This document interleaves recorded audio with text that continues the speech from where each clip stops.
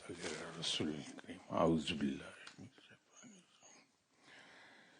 بسم اللہ الرحمن الرحیم. السلام علیکم خواتین و حضرات.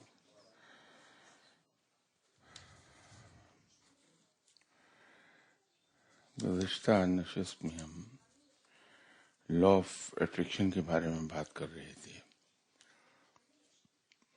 تو اس کی پریامبل کے طور پر تو کچھ چیزیں میں نے عرض کی تھیں کہ اگر ہم سائنس کو دیکھیں تو وہاں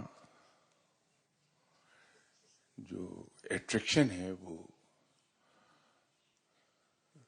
دو اپوزٹ چیزوں میں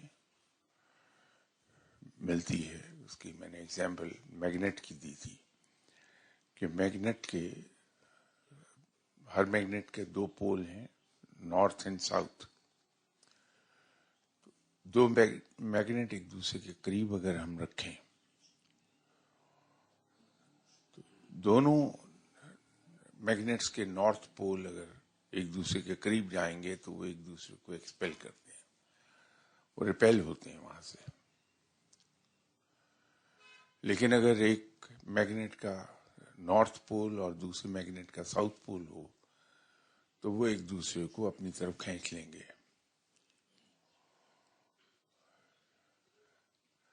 تو سائنس کا لا آف اٹریکشن مختلف ہے، اور جس لا آف اٹریکشن کا ذکر اس سوال میں تھا وہ اس سے مختلف ہے. ہیومن سائیکالوجی میں لا آف اٹریکشن سے مراد یہ ہے کہ اگر ہماری سوچ نیگیٹو ہے تو ہمارے ارد گرد جتنی نیگیٹو چیزیں ہیں وہی ہماری طرف راغب ہوں گی، اور اگر ہماری سوچ پازیٹو ہے تو ہمارے ارد گرد جتنی پازیٹو چیزیں ہیں وہ ہماری طرف راغب ہوتی ہیں. یہ سائیکالوجی میں لا آف اٹریکشن جو پڑھایا جاتا ہے وہ یہ ہے. یہاں عام طور پر بات ہوتی رہتی ہے روحانیت میں جو اولین سبق دیا جاتا ہے، جہاں ہم جا کے ٹریننگ کے لیے بیٹھتے ہیں روحانیت کی تعلیم کی، تو ہمارے مرشد جو پہلا سبق ہمیں دیتے ہیں وہ یہی دیتے ہیں کہ اپنے قلب کو بالکل صاف کر لو. اور قلب کو صاف کرنے کا ایک آسان طریقہ یہ ہے کہ سوچ کو ہم پازیٹو کر لیں اپنی. تو جب ہم سوچ اپنی پازیٹو کرتے ہیں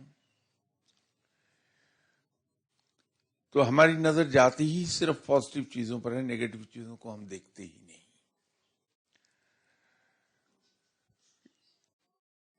ہمارے یہاں جو زندگی میں ہمیں سب سے بڑی دقت آتی ہے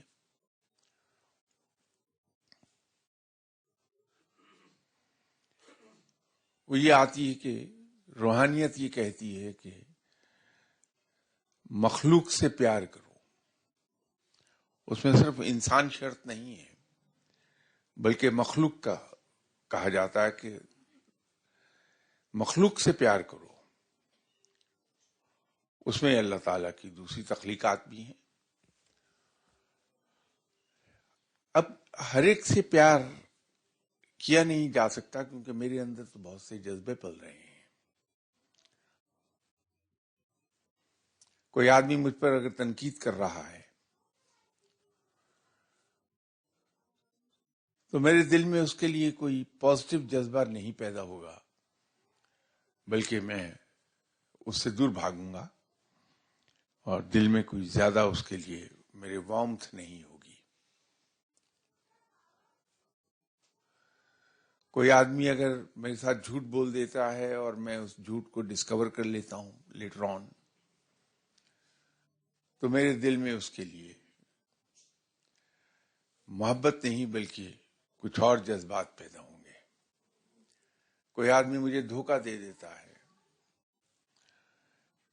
تو میرے دل میں اس کے لیے کوئی مثبت خیال نہیں رہے گا۔ لیکن روحانیت یہ کہتی ہے کہ کوئی بھی انسان برا نہیں ہوتا،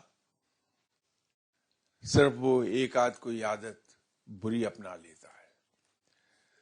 برا انسان نہیں ہے بلکہ اس کی کوئی عادت بری ہے، تو انسان سے پیار کیا جانا چاہیے۔ یہ روحانیت کا سبق ہے۔ اب وہ ہو نہیں سکتا تا وقت کہ میرا دل صفائی ہونے کے بعد، کچھ میرا قلب صفائی کے بعد اس کی سطح اتنی چکنی ہو جائے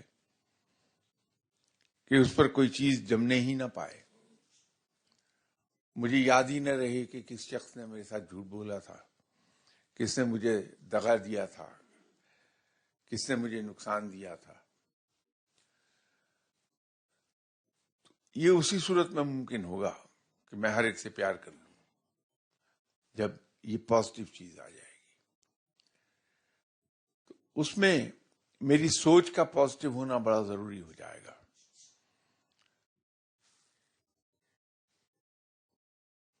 آپ کسی فقیر کو کہیں ڈیپ ڈاؤن اس کے اندر جھانکیے، آپ کو کچھ عجیب سی چیزوں کا سامنا ہوگا۔ آپ توجہ دلائیے کہ فلاں صاحب کے پاس میں گیا تھا، وہ تو آپ کو گالیاں دے رہے تھے، تو بجائے اس کے کہ سامنے سے اس کا وہ نیچرل جواب آئے جو ہم سب دیتے ہیں کہ وہ خود برا ہے اس لیے مجھے برا کہہ رہا ہے، فقیر کا جواب اس کے بالکل برعکس ہوگا کہ وہ تو بڑا بھلا آدمی ہے، شاید کہیں مجھے پتہ نہیں چلا، میں نے اسے دکھ دے دیا ہے جس کی وجہ سے وہ مجھے برا کہہ رہا ہے، وہ ٹھیک کر رہا ہے۔ یہ فقیر کا رویہ کچھ عرصے کے بعد یہ ہو جاتا ہے۔ اس کی وجہ یہی ہے کہ وہاں سوچ پازیٹیو ہے، تو اس کے ارد گرد جتنی پازیٹیو چیزیں ہیں صرف وہی اس کو اٹریکٹ کر رہی ہیں، یا وہ انہیں ہی اٹریکٹ کر رہا ہے پازیٹیو سوچ کی وجہ سے۔ تو یوں روحانیت میں زور اس بات پر دیا جاتا ہے کہ پہلا سبق ہی یہی ہے کہ آپ اپنے قلب کو صاف کر لیجئے، آلائشوں سے پاک کر لیجئے، اور قلب آلائشوں سے پاک صرف اس صورت میں ہوگا جب ہماری سوچ پازیٹیو ہو جائے گی۔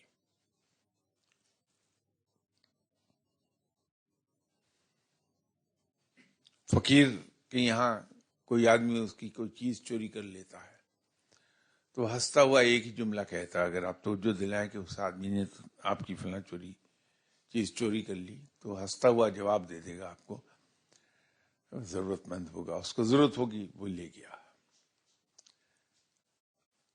نیگیٹو چیز وہاں کہیں آئے گی نہیں۔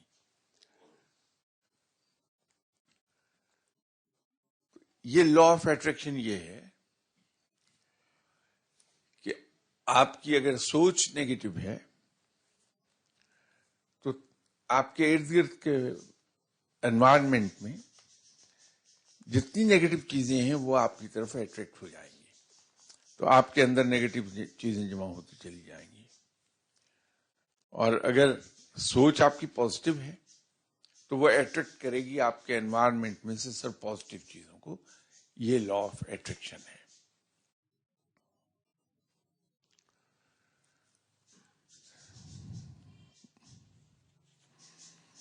کسی صاحب نے سوال کیا ہے کہ شمع بینی کا ذکر آپ نے اپنے کسی لیکچر میں کیا تھا، شمع بینی کی مختلف مشقوں کے حوالے سے اگر مزید تفصیلات اور ان کے اوقات بتا دیں.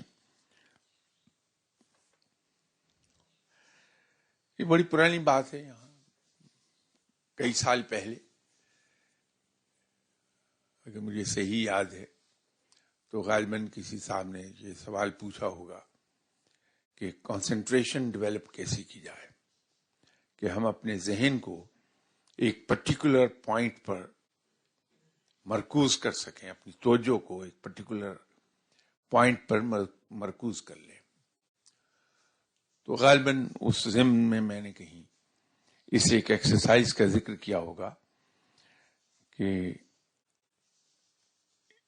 یہ جو شمع بینی ہے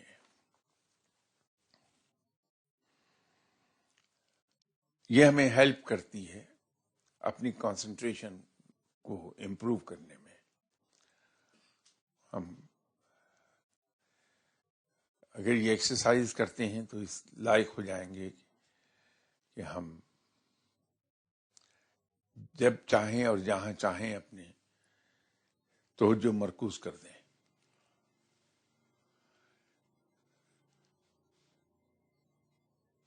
اس کا بہترین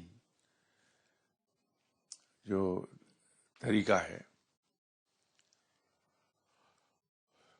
وہ یہی ہے کہ اپنے 10 فٹ دور موم بتی جلائی جائے اور اس کے شعلے پر نظر رکھی جائے.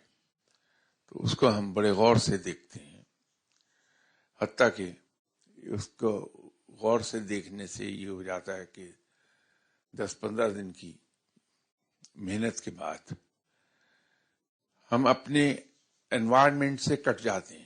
جو ہمارے ارد گرد ماحول ہے اس سے کٹ جائیں گے اور ہمیں صرف اور صرف موم بتی کا وہ شعلہ نظر آئے گا. اس کا دوسرا طریقہ ایک اور استعمال کیا جا سکتا ہے کہ ہم ایک گتے کا اسکوائر پیس لے لیں، سے 1 بائی 1 کا، اس کو اپنے 10-12 فٹ دور رکھ کے اس کے پیچھے ایک موم بتی جلا دیں اور موم بتی کے شعلے کو اس پن ہول میں سے دیکھنے کی کوشش ہم کریں. یوں ہماری توجہ وہاں مرکوز ہونے لگے گی اور اتنی مرکوز ہو جائے گی کہ ہم اپنے ماحول سے کٹ جائیں گے بالکل. ہمیں یہی یاد نہیں رہے گا کہ ہم بیٹھے کہاں ہیں. تو وہ توجہ مرکوز کرنے کا دو ہی میرے علم میں تو 2 طریقے ہیں شمع بینی میں. باقی ایکسرسائز کے علاوہ ہیں. تو وہ ہم اگر ان 2 طریقوں کو استعمال کرنا چاہیں، لیکن یہ سپروائزڈ ایکسرسائز ہیں ساری. ادروائز اس میں امکان یہ ہوتا ہے جیسے ہم سنتے ہیں کہ صاحب فلاں آدمی پہ وظیفے کی رجت ہو گئی، یا عرف عام میں ہم سنتے ہیں کہ وظیفہ الٹ گیا بندے پر تو وہ پاگل ہو گیا. وظیفہ نہیں الٹتا. ہوتا یہی ہے کہ ہم کنسنٹریٹ کرنے کی کوشش کر رہے ہوتے ہیں اور وہ کوشش ہماری درست سمت میں اگر نہیں ہے تو ہمارے دماغ کے وہ سیلز بھی ایکٹیویٹ ہو جائیں گے جو نہیں ہونے چاہیے اور نتیجہ یہ ہے کہ ہم الٹی سیدھی باتیں کرتے ہیں. یہ عجیب و غریب بات ہے ہمارے یہاں جو پیر صاحبان ہیں یا دوسرے لوگ جہاں کہیں لوگ جاتے ہیں اپنے مسائل لے کے، تو عام طور پر ہمیں سننے میں یہ ملتا ہے کہ اس پہ جادو کر دیا ہوا ہے کسی نے، اس پہ تعویذ کر دیے ہوئے ہیں، اس پر کوئی عمل کر دیا ہوا ہے. وہ کچھ بھی نہیں ہوتا. اگر ہم کسی ایسے آدمی کے پاس گئے ہیں جو بے لوث ہے، جس کو غرض نہیں ہے، تو وہ آپ کو صحیح جواب دے دے گا کیونکہ اس کو غرض اس کی کوئی وابستہ نہیں. اور اس کی ایک پہچان یہ ہے کہ جب جہاں کہیں جاتے ہیں اپنا مسئلہ لے کے ہم، وہ صاحب کبھی آپ سے اگر بے لوث ہیں فقیر آدمی ہے، تو آپ کے لیے دعا کرنے کے لیے تو شاید اسے آپ کے نام کی ضرورت ہو، وہ پوچھ لے کہ آپ کا نام کیا ہے، لیکن یاد نہیں رکھے گا وہ آپ کو، نہ آپ کی شکل یاد رکھے گا، نہ آپ کا نام یاد رکھے گا،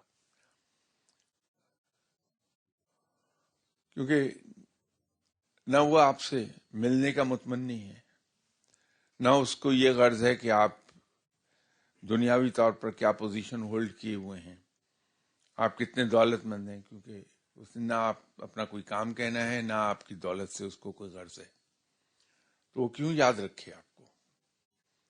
تو دعا کے لیے تو ضرور یہ کہہ دے گا کہ آپ کا نام کیا، پورا نام بتا دیجئے، لیکن یاد نہیں وہ رکھے گا۔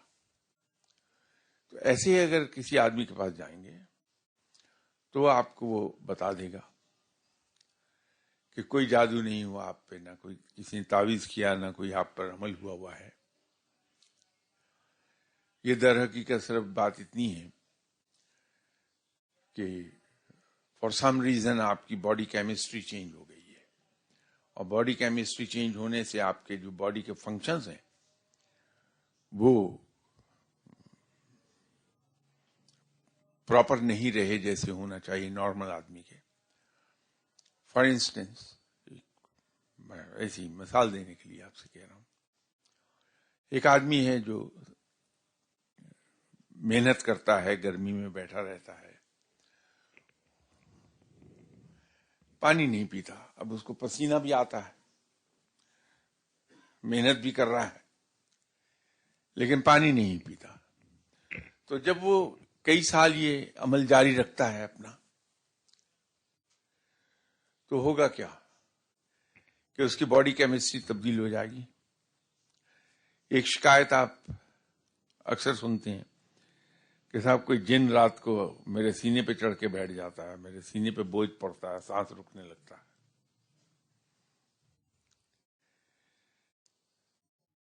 اگر آپ نے سچائی دیکھنی ہے تو یہ دیکھیے کہ ان صاحب سے پوچھئے کہ آپ کتنے لمبے عرصے سے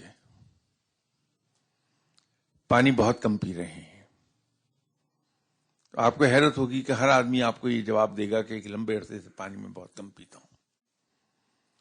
تو اس سے کہیے کہ یہ تو مذاق کی بات ہے، کہ یہ تو بہت سخت جن ہے جس نے آپ پہ قبضہ کر لیا، تو یہ جن جو ہے اسے ہائیڈروفوبیا ہے، پانی سے ڈرتا ہے، تو آپ 9 گلاس روز کے پینا شروع کر دیے، 3 دن میں جن ڈر کے بھاگ جائے گا، 3 دن میں آدمی ٹھیک ہو جاتا ہے۔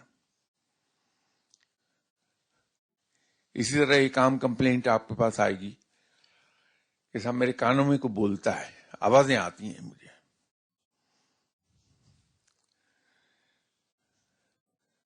کبھی تجربہ تو کیجئے، آپ اس سے پوچھئے کہ یہ بتائیے کہ آپ میٹھا بہت کم کھاتے ہیں یا نمک تیز کھاتے ہیں،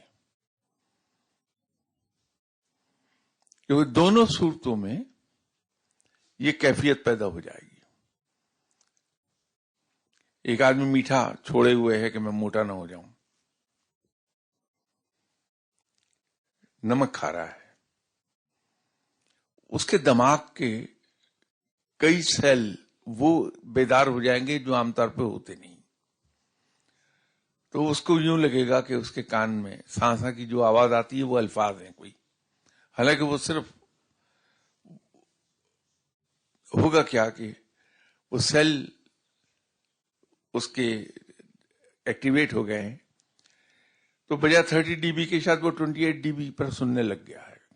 ہیومن ایئر جو ہے ہمارا، وہ 30 ڈی بی کی فریکوینسی کی آواز کو سن پاتا ہے، اس سے کم فریکوینسی کو نہیں سن پاتا، جبکہ کتا 10 ڈی بی پر سن لیتا ہے۔ اب اس میں 1-8 ڈی بی کا اگر فرق پڑ گیا ہے تو اس کو وہ آوازیں سنائی دے رہی جو عام آدمی کو نہیں دیتی، تو وہ کہتا ہے کہ جی میرے کان میں کوئی آگے جن بولتا ہے۔ تو اس سے آپ یہ پوچھ لیجئے اور اسے کہیے کہ ایسا کریں کہ نمک کم کر دے اپنی خوراک میں اور میٹھا کھانا شروع کر دیں، ہفتے 10 دن میں ٹھیک ہو جائے گا وہ۔ لوگ گھٹنوں کی شکایت کرتے نظر آتے ہیں کہ سب کسی نے تعویذ کر دیے. میں بہت سے لوگوں کے پاس گیا تو مجھے تو یہی بتایا گیا ہے کہ تم پر جادو کر دیا, تعویذ کر دیے, اس لیے گھٹنے درد کرتے ہیں کہ تم چل نہ سکو. وہ لوگ جو لمبے عرصے تک چائے بغیر چینی کے پیتے ہیں, اس میں بالکل نہیں ڈالتے, ان کو عام طور پر گھٹنوں کی درد شروع ہو جائے گی. اور وہ میرے جیسے کے پاس کوئی آ گیا, میں تو بینیفٹ اس کا لے لوں گا, تو میں چینی پڑھ کے دوں گا کہ یہ چائے میں ڈال کے پی لیا کیجیے, لائیے یہاں 50,000 روپے رکھیے, آپ کے جادو توڑ دیا میں نے. تو وہ چینی لے گئے, چائے میں ڈال کے پینی شروع کر دی, گھٹنے ٹھیک ہو گئے. تو شاہ صاحب کی واہ واہ ہو جائے گی کہ شاہ صاحب بڑے پہنچے ہوئے فقیر ہیں. کچھ بھی نہیں ہے, یہ انسان کی اپنی باڈی کیمسٹری کا کھیل ہے. ہم اپنی حرکتوں سے باڈی کیمسٹری کو اپسیٹ کر دیتے ہیں, اور نتیجہ یہ ہوتا ہے کہ پھر شاہ صاحب کی عیش ہو جاتی کہ لوگ آتے ہیں, جی میرے اوپر یہ ہو گیا, اور میں بھی فوراً کہتا ہوں کہ ہو تو آپ پہ بڑا سخت جادو ہوا ہے. یو کے میں ایک صاحب آئے میرے پاس, اس وقت کے نیشنل اسمبلی کے اسپیکر کے رشتہ دار تھے, اور خاصے بڑے انڈسٹریلسٹ سیالکوٹ کے. ان کے لیور کا مسئلہ تھا کہ ہیپیٹائٹس سی نے ڈیمیج کر دیا تھا لیور. جو ہیومن لیور ہے جسم میں, اس کے اندر مختلف چینلز بنے ہوئے ہیں ایسے. تو ہوتا یہ ہے کہ جب انسان کو ہیپیٹائٹس سی ہوتا ہے تو یہ چینلز ڈیمیج ہو جاتے ہیں اور وہ بند ہونے شروع ہو جاتے ہیں. تو ان کے بند ہونے سے لیور ڈسٹرائے ہونے لگتا ہے. شروع میں میل فنکشن ہوتا ہے, پھر آہستہ آہستہ وہ کام کرنا بند کر دیتا ہے, حتیٰ کہ انسان رخصت ہو جاتا ہے دنیا سے. تو وہ چینلز بند ہوتی ہیں اس کے سارے. تو یہ صاحب آئے تو میں نے ان کو دیکھا, جو کرنا تھا کر دیا. تو میں نے ان سے کہا کہ آپ 7 سنڈیز ریگولرلی آ جائیے گا, میں یہیں یو کے میں ہوں. وہ 6th سنڈے ہی جواب یہ آیا دعا میں کہ ان کو اب دم کی ضرورت نہیں, ان کا لیور ٹھیک ہو گیا بالکل. میں نے ان سے کہا کہ جائیے آپ ٹھیک ہو گئے. اور وہ صاحب مجھے غور سے دیکھ رہے ہیں, اور میں سمجھ رہا ہوں کہ ان کے ذہن میں کیا چل رہا ہے اس وقت, کہ اس آدمی نے نہ میرے جسم پر ہاتھ رکھا, نہ اس نے مجھے کچھ کھانے کو دیا, نہ اس نے کوئی اور کام کیا, مجھے کہہ رہا ہے میں ٹھیک ہوں. تو میں نے ان سے کہا کہ آپ ایسا کر لیں کہ جن جن ڈاکٹرز کے پاس آپ گئے تھے, جنہوں نے علاج کیا تھا, انہی کے پاس چلے جائیں اور ان سے کہ یہ آپ کے ٹیسٹ کر کے آپ کو بتا دیں کہ لیور آپ کا ٹھیک ہے یا نہیں. تو کہنے لگے جو کچھ تو پاکستان میں تھے, وہاں سے ٹھیک نہیں ہوا تو میں یہاں آ کے علاج کرا رہا تھا. تو ایسے آپ جان چاہے چلے جائیے, جا کے کرا لیں, ٹھیک ہیں آپ.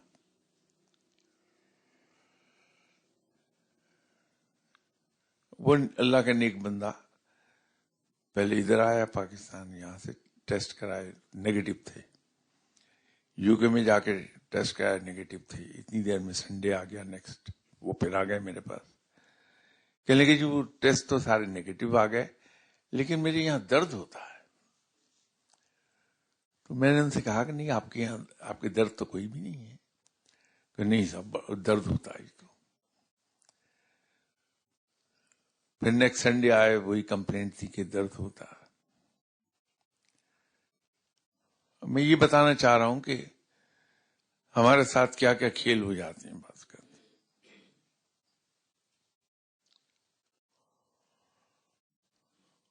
تو جب وہ نیکسٹ سنڈے بھی آ کے انہوں نے کمپلینٹ کی تو ایک دم مجھے خیال آیا. میں نے کہا نہیں، وہ واقعی آپ کے درد ہوتا ہوگا. تو مجھے نہیں پتا چل رہا تھا درد ہے، لیکن یہ درد آپ کا جائے گا. ایک بڑا زوردار تعویذ میں لکھ کے دے دیتا ہوں، وہ آپ پیٹ پہ باندھ لیجئے، درد آپ کا ہو جائے گا. لیکن اس کا ہدیہ 250 پاؤنڈ ہے.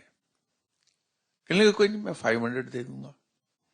تو جن صاحب کے ساتھ آئے تھے، میں نے ایک پرچی پہ جو گانے کا ٹوٹا پھوٹا ایک مجھے مصرع یاد تھا وہ لکھا سفید کاغذ پہ، اور اس کو کر کے تعویذ بنا کے دیا کہ جس کو اب آپ پیٹ پہ باندھ لیجئے. بڑا سریع الاثر تعویذ ہے یہ. تو جو صاحب ان کے ساتھ آئے تھے ان کو میں اشارہ کیا کہ ذرا آئیے میرے پاس. تو ان سے میں نے کہا کہ عباسی صاحب، آپ یہ ان کے جو 250 پاؤنڈ ہیں جو دیے ہیں، یہ لفافے میں رکھیں، سیل کر کے اپنے پاس رکھ لیں. یہ 3 دن کے بعد آئیں گے اور آپ سے کہیں گے کہ درد بند ہو گیا. تو ان سے کہیے گا کہ وہ تعویذ کھول کے ذرا پڑھو گے لکھا کیا ہے. تو اس میں نے ایک گانے کے بول لکھے ہوئے ہیں. تو اس کے بعد ان کو 250 پاؤنڈ یہ دے دیں اور ان سے کہیں کہ آپ کا درد یہ جانا نہیں تھا جب تک کہ یہ سب ڈرل نہ ہوتی آپ کے ساتھ. وہ ایگزیکٹلی ویسے ہی ہوا کہ ان صاحب کا درد تعویذ باندھتے ہی دور ہو گیا. اور ان صاحب نے کہا کہ اس کو کھول کے پڑھو، دیکھو کیا لکھا. تو گانے کے بول تھے اس میں، اور وہ 250 پاؤنڈ دیے کہ شاہ صاحب نے دیے تھے کہ یہ واپس کر دینا. یہ ہیومن سائیکالوجی میں پرابلم آ جاتی ہے. تو اگر ہم فقیر کے پاس جا رہے ہیں تو فقیر تو ان چیزوں سے بہت بلند ہے. وہاں اس کو کوئی غرض نہیں وابستہ کسی سے. تو آپ کو جس آدمی کی کوئی غرض وابستہ نہیں ہوتی وہ آپ کو صحیح جواب دیتا ہے، صحیح بات کہہ دے گا. جو اکثر اوقات قابل قبول نہیں ہوتی، لوگوں کو تسلی نہیں ہوتی اس سے، لیکن پرابلم یہی ہوتی ہے. یہیں وہ ایک کیمسٹ ہیں یہاں پاس ہی، وہ ایک دن آ گئے تو کہنے لگے میں دعا نہیں کرانے آیا، میں تو آپ کو ذرا دیکھنے آیا تھا. تو میں نے کیا ہوا؟ کہ یہاں سے لوگ جاتے ہیں آپ کے یہاں سے، عورتیں ہوتی ہیں عام طور پر، تو مجھے وہ دیتی ہیں، اس کے اوپر آپ نے لکھا ہوتا ہے کہ وٹامن فلاں وٹامن فلاں. وہ کہتی ہیں یہ کالے جادو کا توڑ ہے، یہ دے دو ہمیں. تو میں تو یہ جاننا چاہ رہا تھا یہ کیا کھیل کیا ہے.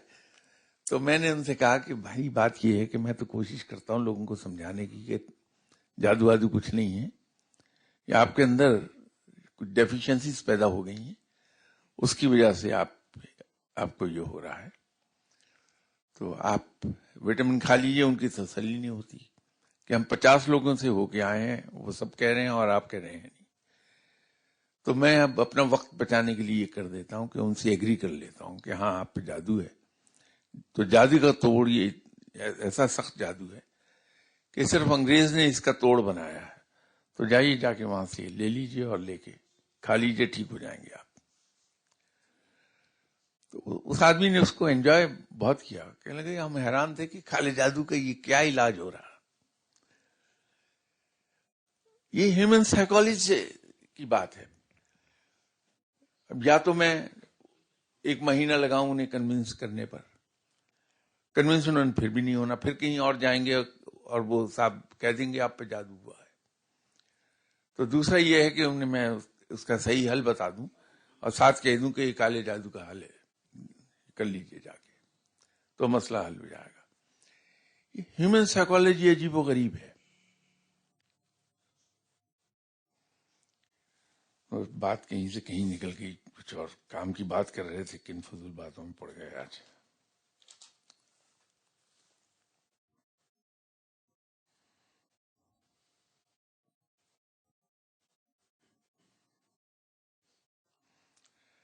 یہ کسی صاحب نے پوچھا ہے کہ کسی بیماری، درد یا مشکل کا رات کے ابتدائی حصے میں بڑھ جانا اور تہجد کے وقت کم ہو جانا، فجر کی نماز تک انسان کا پرسکون ہو جانا، اس میں اللہ کی کوئی حکمت ہے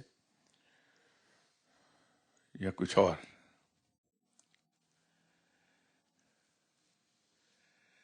بات یہ ہے کہ بعض اوقات ہمارا سٹمک میل فنکشن کر رہا ہوتا ہے. جب ہم کھانا کھاتے ہیں تو ہم انکمفرٹیبل ہو جاتے ہیں، اور اگر زیادہ شدید ہے تو اس سے درد بھی ہوگی. جہاں کھانا ہم نے کھایا آدھ گھنٹے کے بعد ہماری درد ہو جائے گی یا گیس پیدا ہوگی. وہ گیس جسم کے کسی حصے میں بھی ٹریپ ہو سکتی ہے، خاص طور پر جو ہماری سائڈز ہیں دونوں، ان کی تھوڑا سا بیک پہ اس طرف جا کے زیادہ ٹریپ ہوتی ہے اور درد بڑی شدید ہوتی ہے اس کی. لیکن جو وقت گزرتا ہے تو وہ ہم کمفرٹیبل ہونے لگتے ہیں. اگر جن صاحب نے سوال پوچھا ہے ایک پرٹیکولر چیز مجھ سے کہی ہوتی تو شاید میں اس کو صحیح ڈائگنوز کر کے بتا دیتا کہ آپ کے ساتھ یہ ہوتا ہے. لیکن نارملی یہی ہوتا ہے کہ جن لوگوں کے گیس ڈیولپ ہو جاتی کھانا کھانے کے آدھ پون گھنٹے کے بعد، تو وہ جسم کے کسی حصے میں بھی جہاں ٹریپ ہونے لگتی ہے وہاں درد ہوتی ہے ہمیں. جو وقت گزرتا ہے اس میں ریلیف ہمیں ملتا جاتا. یہی وجہ ہے کہ آدھی رات کے بعد کمفرٹیبل ہو جاتے ہیں ہم، تہجد تک بالکل کمفرٹیبل ہوئے ہوتے ہیں. اگر آپ کوئی پرٹیکولر چیز بتائیں تو پھر میں آپ کو اس کا جواب دے دوں گا.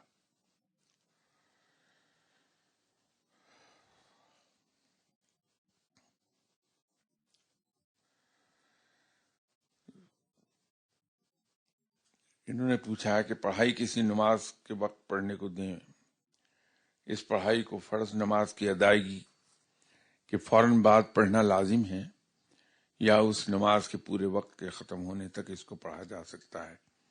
جیسے ہم ظہر کی سنتیں ادا کریں اور ہمارے پاس کافی وقت ہو تو ہم اپنا وظیفہ مکمل کر سکتے ہیں، یا فرض نماز کی ادائیگی کے بعد ہی؟ آپ اس کو دونوں طریقوں سے پڑھ لیجئے، فرض ادا کرنے کے بعد پڑھ لیں یا پوری نماز مکمل ادا کرنے کے بعد پھر پڑھ لیں. بات ایک ہی ہے، اس میں کوئی فرق نہیں پڑتا. البتہ وقت کی پابندی ضرور ہوتی ہے کہ اتنا اسے لیٹ نہ کریں کہ وہ اسٹریچ ہو کر اگلی نماز کا ٹائم شروع ہو جائے، وہ نہ کیجیے. لیکن آپ پڑھ سکتے ہیں فرض نمازوں کے بعد بھی، آپ پوری نماز مکمل پڑھنے کے بعد بھی پڑھ سکتے ہیں.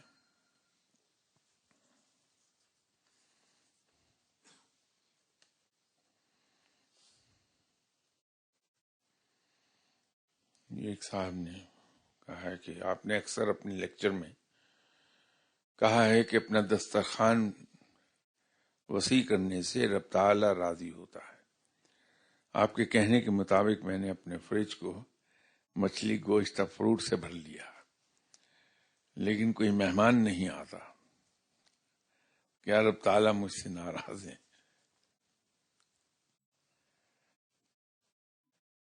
آن اے لائٹر نوٹ،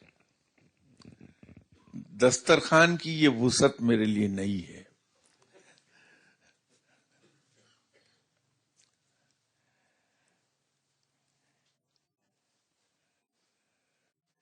ہم اگر کھانا تیار کر کے گھر میں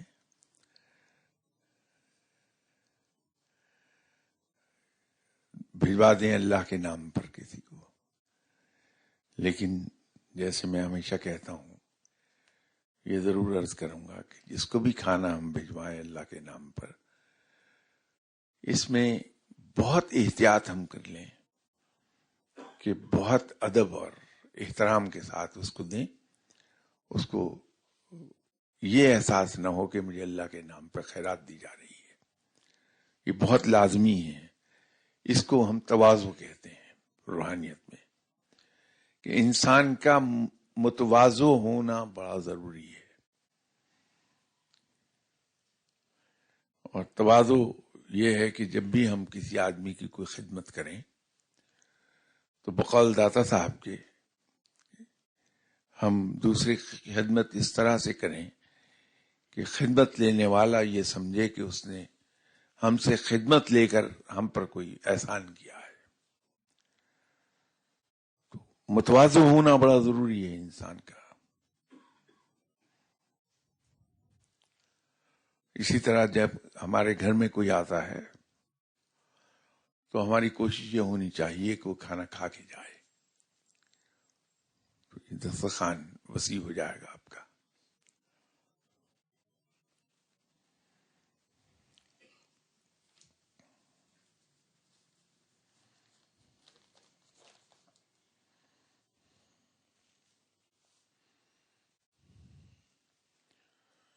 یہ انڈیا سے خط آیا.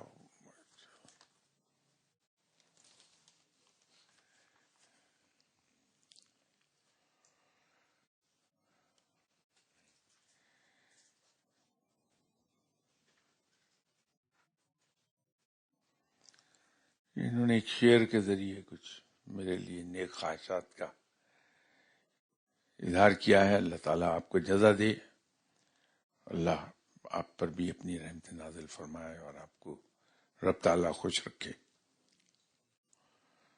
تو سوال انہوں نے یہ کیا ہے کہ عبادت اور رب سے باتیں کرنے میں توجہ اور یکسوئی نہ بن پانے کی جسمانی اور روحانی کون سی وجوہات ہو سکتی ہیں، کیسے ان سے نکلا جائے. میں اپنے رب کے سامنے بس رب ہی کا ہو کے بیٹھنا چاہتا ہوں، میرے لیے دعا کر دیجیے پلیز.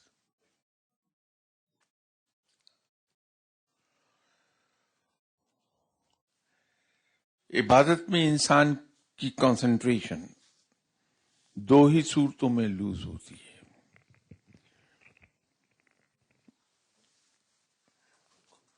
ایک تو اگر انسان کو کوئی جسمانی تکلیف ہے، درد ہے، کوئی بیماری ایسی ہے جو بے چین رکھے ہوئے ہیں انسان کو، تو یکسوئی پیدا نہیں ہوگی. دوسری صورت یہ ہے کہ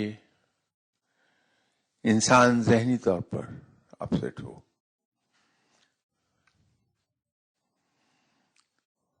کچھ سال پہلے شاید یہیں گفتگو کے دوران میں نے مفتی محمد حسن صاحب کا ذکر کیا تھا.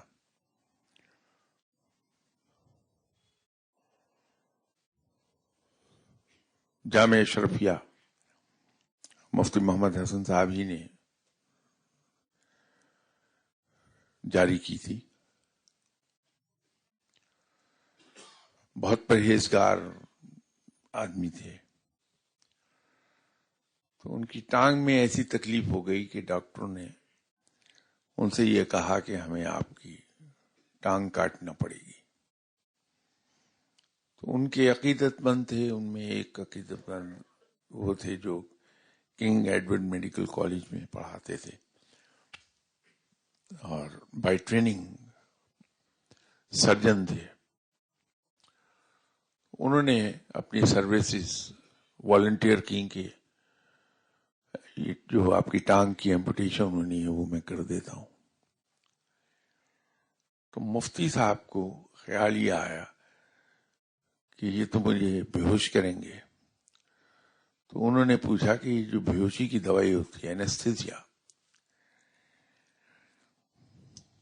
یہ کون سی میڈیسن پر بیسڈ ہے؟ تو سرجن صاحب نے انہیں بتایا کہ صاحب اس میں نشہ ہوتا ہے. تو مفتی صاحب نے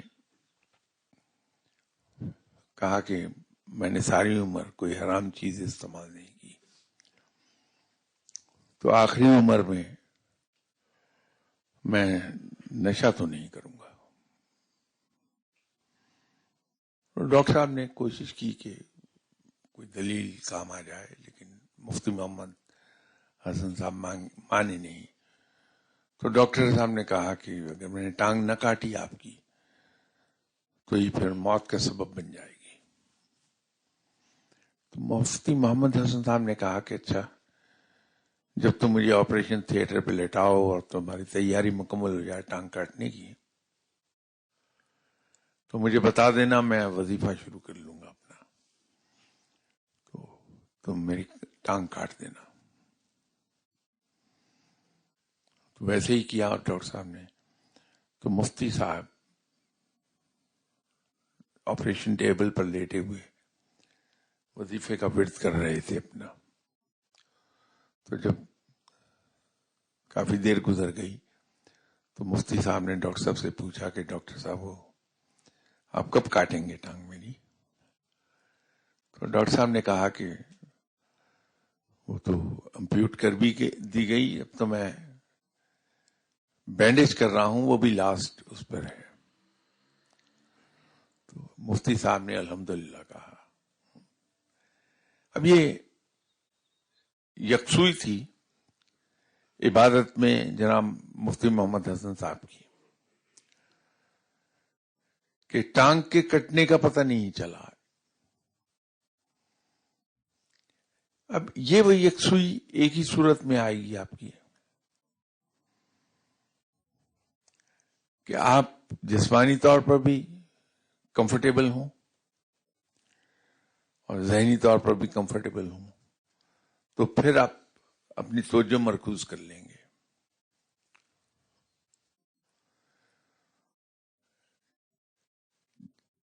جسمانی بیماریوں سے تو دور رہا جا سکتا ہے کہ اگر ہم سنت کے مطابق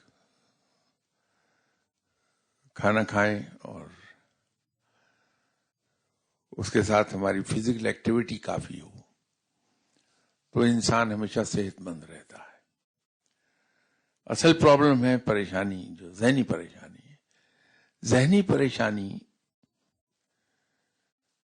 ایک ہی صورت میں آدمی کو بودر کر پائے گی کہ جب انسان کا اپنے رب تعالیٰ پر بھروسہ پوری طرح نہ ہو. ایک بھروسہ تو وہ ہے جو مجھے ہے کہ جب باتیں کرنے کی باری آئے گی تو میں آپ کے سامنے بڑی لمبی لمبی باتیں کروں گا کہ رب تعالیٰ پر میرا بھروسہ ایسا، رب تعالیٰ پر میرا بھروسہ ایسا. لیکن ذرا سی پریشانی آئی اور میں باولے لوگوں کی طرح دوڑا پھروں گا کبھی کہیں کبھی کہیں کہ کوئی دعا کر دے کہ میں اس ذہنی پریشانی سے نکل جاؤں. تو اپنے اس رویے پر مجھے غور کرنا ہوگا کہ یہ واقعتاً میرا بھروسہ اپنے رب پر ہے یا صرف لپ سروس ہے. تو جب اپنے رب پر ہمارا بھروسہ ہوتا ہے تو ہمیں کوئی چیز پریشان کر نہیں پاتی، پھر ہم کمفرٹیبل رہتے ہیں اور یکسوئی ہوتی ہے. اور رب تعالیٰ پر بھروسہ قائم رکھنے کا ایک بڑا آسان سا طریقہ ہے.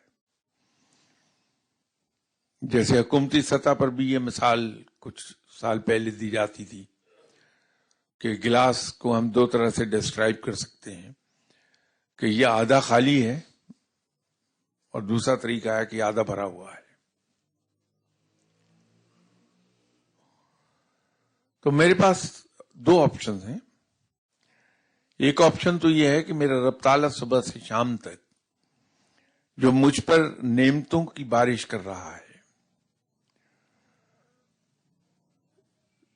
وہ تمام نعمتیں جو میں نے صبح سے اب تک انجوائے کی ہیں میں اس کو یاد رکھوں.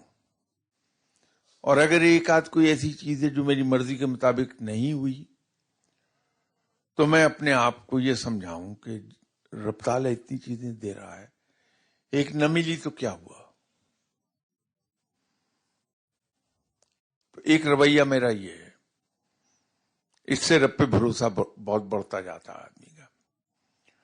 دوسرا بھروسہ یہ ہے کہ ہائے ہائے کرتا پھروں کہ یہ ایک میرا کام نہیں ہوا، اس سے نیگیٹیوٹی آئے گی. اور میں پریشان ہوتا رہوں گا. تو اگر ہم اپنے آپ کو مینٹلی بہت کمفرٹیبل رکھنا چاہتے ہیں تو صرف اس کو یاد رکھیں کہ ہمیں یہ ملا ہے جو مل گیا، اور اس پر مطمئن ہو جائیں کہ چلیے اگر یہ بھی نہ ملتا تو کیا ہوتا، یہ مل گیا ہے تو بہت کافی ہے میرے لیے. تو میں اس پہ پازیٹو ہو جاؤں گا، اسی میں خوش ہو جاؤں گا جتنا مجھے ملا ہے. اور اگر میں نے نظر اس پر رکھی کہ بہت سی چیزیں مل گئیں، ایک چیز نہیں ملی، اور میری نظر اسی پر ہے کہ یہ نہیں ملا، تو میری ذہنی پریشانی بڑھتی جائے گی. تو رب پر بھروسہ ہم پیدا کر لیں تاکہ مینٹلی جنرل پریشانی اس میں بھی ہم کمفرٹیبل رہیں، تو یکسوئی پیدا ہو جائے گی. ان کے اور کچھ سوال ہیں، انشاءاللہ تعالی نیکسٹ سنڈے اس پہ بات کریں گے. اس وقت تک کے لیے اجازت دیجیے. السلام علیکم.